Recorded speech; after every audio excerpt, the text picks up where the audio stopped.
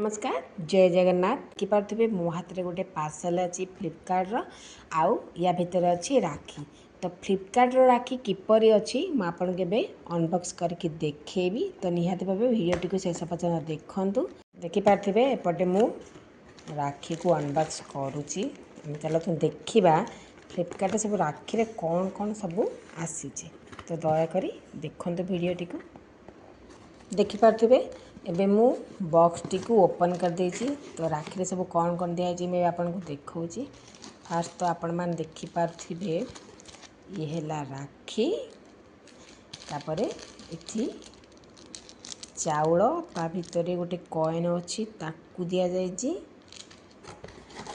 आउ ये आपन को देखुची ता भितर अच्छी नर्स